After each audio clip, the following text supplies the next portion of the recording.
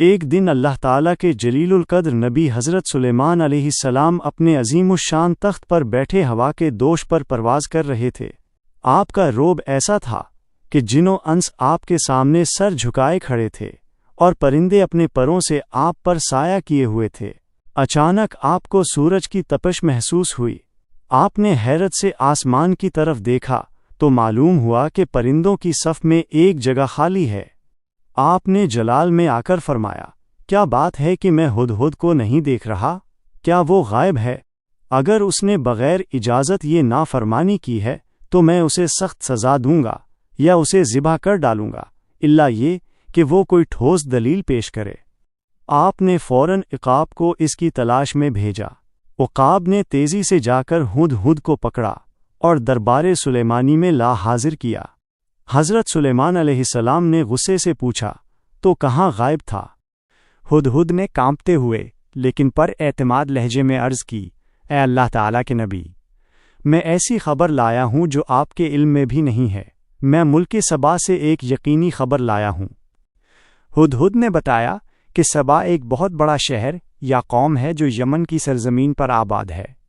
اس نے آنکھوں دیکھا حال بیان کیا، اے نبی، جب آپ تخت سے نیچے اترے تھے میں ہوا میں اڑ رہا تھا کہ میری ملاقات اپنی ہی جنس کے ایک پرندے سے ہوئی جو ایک باغ کی دیوار پر بیٹھا تھا۔ اس نے بتایا کہ وہ شہر سبا کا رہنے والا ہے جہاں ایک عورت حکومت کرتی ہے جس کا نام بلقیس ہے۔ اس کے پاس دنیا کی ہر نعمت اور ایک بہت ہی عظیم الشان تخت ہے جو جواہرات سے مرصع ہے۔ لیکن ہدہد کی آواز میں دکھ تھا جب اس نے کہا، مگر اے اللہ کے نبی، وہ اور اس کی قوم اللہ تعالیٰ کو چھوڑ کر سورج کو سجدہ کرتے ہیں۔ شیطان نے ان کے اعمال انہیں خوبصورت بنا کر دکھائے ہیں اور وہ سیدھے راستے سے بھٹک چکے ہیں۔ ہدہد نے یہ بھی عرض کی کہ مجھے آپ کی طرف سے کوئی نشانی خلعت دی جائے تاکہ میری نسلیں فخر کریں۔ حضرت سلیمان علیہ السلام نے اسے قصاص ایک خاص نشان عطا کیا اور فرمایا، ہم ابھی دیکھیں گے کہ تو سچ کہہ رہا ہے یا تیرا شمار جھوٹوں میں ہوتا ہے۔ حضرت سلیمان علیہ السلام نے ایک خط لکھا جس پر مہر سلیمانی سب تھی اور اسے ہدہد کے حوالے کرتے ہوئے حکم دیا، جاؤ یہ خط ان کی طرف ڈال دو اور دیکھو وہ کیا جواب دیتے ہیں۔ ہدہد وہ خط لے کر بلقیس کے محل پہنچا۔ بلقیس سو رہی تھی۔ ہدہد نے وہ خط خاموشی سے اس کے سینے پر رکھ دیا۔ جب بلقیس کی آنکھ کھلی اور اس نے وہ خط دیکھا تو اس کا دل دہل گیا۔ اس نے اپنے سرداروں کو جمع کیا اور کہا، حضرت سلیمان علیہ السلام مجھے آفتاب پرستی چھوڑ کر اسلام لانے کی دعوت دے رہے ہیں۔ اگر میں نے انکار کیا تو وہ اپنی فوج کے ساتھ چڑھائی کر دیں گے۔ اور یاد رکھو، جب بادشاہ کسی ملک میں داخل ہوتے ہیں تو اسے تباہ و برباد کر دیتے ہیں اور وہاں کے عزت داروں کو ذلیل کر دیتے ہیں۔ بلقیس نے دانش مندی سے کام لیتے ہوئے کہا، میں پہلے انہیں قسم قسم کے تحائف اور ہدیے بھیج کر آزماتی ہوں۔ اگر وہ صرف ایک دنیاوی بادشاہ ہوئے تو ہدیہ پا کر خوش ہو جائیں گے، لیکن اگر وہ اللہ کے سچے نبی ہوئے تو وہ دین کے سوا کسی چیز پر راضی نہیں ہوں گے۔ بلقیس نے سونے اور چاندی کی 7 اینٹیں اور قیمتی زربفت کے پردے ایک ایلچی کے ہاتھ روانہ کیے۔ ادھر اللہ تعالیٰ نے حضرت سلیمان علیہ السلام کو وحی کے ذریعے مطلع فرما دیا۔ آپ نے اپنے جنوں کو حکم دیا کہ شاہی میدان کے راستے میں سونے اور چاندی کی اینٹوں کی دیواریں کھڑی کر دی جائیں۔ جج بلقیس کے قاصد وہاں پہنچے تو دنگ رہ گئے۔ انہوں نے دیکھا کہ جن دیواروں کو وہ راستہ سمجھ رہے تھے وہ ان کے لائے ہوئے تحفوں سے کہیں زیادہ قیمتی دھاتوں سے بنی تھیں۔ قاصد شرمندہ ہو گئے اور کہنے لگے، ہم یہ چند ٹکڑے سلیمان علیہ السلام کی خدمت میں کیسے پیش کریں؟ یہاں تو در و دیوار ہی سونے چاندی کے ہیں۔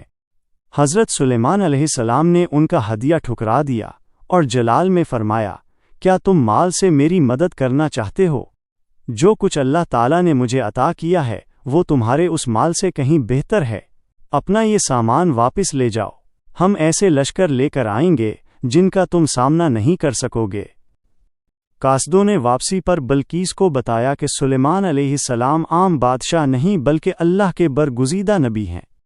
بلقیس نے اب ایک آخری اور مشکل امتحان لینے کا سوچا۔ اس نے بہت سی لونڈیوں اور غلاموں کو ایک جیسے لباس میں تیار کیا، ایک یاقوت بھیجا جس میں سوراخ نہ تھا اور ایک خالی شیشہ بھیجا جسے ایسے پانی سے بھرنا تھا جو نہ زمین کا ہو نہ آسمان کا۔ حضرت سلیمان علیہ السلام نے اپنی نبوت کے نور سے ان تمام پہیلیوں کو حل کر دیا۔ لونڈیوں اور غلاموں کی تمیز۔ آپ نے سب کو ہاتھ دھونے کا حکم دیا۔ لونڈیوں نے ہتھیلیوں کفی دست سے پانی لیا، جبکہ غلاموں نے انگلیوں کے پوروں سرانگشت سے، یوں ان کی پہچان ہو گئی۔ یاقوت میں سوراخ۔ آپ نے ایک کیڑے کو حکم دیا جس نے بغیر کسی آہنی اوزار کے یاقوت میں سوراخ کر دیا۔ شیشے میں پانی۔ آپ نے گھوڑوں کو خوب دوڑایا اور ان کے پسینے سے وہ شیشہ بھر دیا، کیونکہ پسینہ نہ آسمان سے برستا ہے نہ زمین سے نکلتا ہے۔ جب بلقیس نے یہ سب دیکھا تو اس نے فیصلہ کیا کہ وہ خود حاضر ہو کر اطاعت قبول کرے گی۔ اس نے اپنے تخت کو 7 دروازوں کے پیچھے مقفل کیا اور چابیاں معتمدین کے سپرد کر کے روانہ ہوئی۔ ادھر حضرت سلیمان علیہ السلام نے اپنی محفل میں پوچھا کہ کون ہے جو بلقیس کا تخت اس کے آنے سے پہلے یہاں لائے؟ افریت نامی جن نے مہلت مانگی، لیکن آپ کے وزیر آصف بن برقیہ نے اسم اعظم کی برکت سے پلک جھپکنے میں وہ عظیم تخت دربار میں حاضر کر دیا۔ آپ نے حکم دیا کہ تخت کا روپ تھوڑا بدل دیا جائے تاکہ بلقیس کی سوجھ بوجھ کا امتحان لیا جا سکے۔ جب بلقیس آئی اور اس سے پوچھا گیا کہ کیا یہ تیرا تخت ہے، تو اس نے دانائی سے جواب دیا، گویا یہ وہی ہے۔ دربار میں پہنچنے سے پہلے جنہوں نے حضرت سلیمان علیہ السلام سے بلقیس کے بارے میں کچھ باتیں کہی تھیں کہ اس کی ماں جنوں سے ہے، وہ کچھ کم عقل ہے اور اس کی پنڈلیوں پر بکریوں کی طرح بال ہیں۔ حضرت سلیمان علیہ السلام نے حقیقت جاننے کے لیے محل کے صحن میں شیشے کا ایسا شفاف فرش بنوایا جس کے نیچے پانی اور مچھلیاں تیر رہی تھیں۔ بلقیس نے جب اس فرش کو دیکھا تو اسے گہرا پانی سمجھ کر اپنی پنڈلیاں کھول لیں۔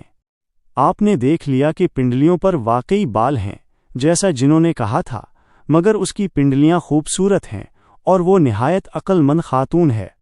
آپ نے فرمایا، یہ پانی نہیں بلکہ شیشے کا فرش ہے۔ بلقیس اپنی غلطی پر نادم ہوئی اور پکار اٹھی، اے میرے رب، میں نے اپنی جان پر ظلم کیا اور اب میں سلیمان کے ساتھ اللہ رب العالمین پر ایمان لاتی ہوں۔ آپ نے جنوں کے ذریعے ایک خاص دوا نورا تیار کروائی جس سے ان بالوں کو صاف کیا گیا، اور پھر آپ نے بلقیس سے نکاح کر لیا۔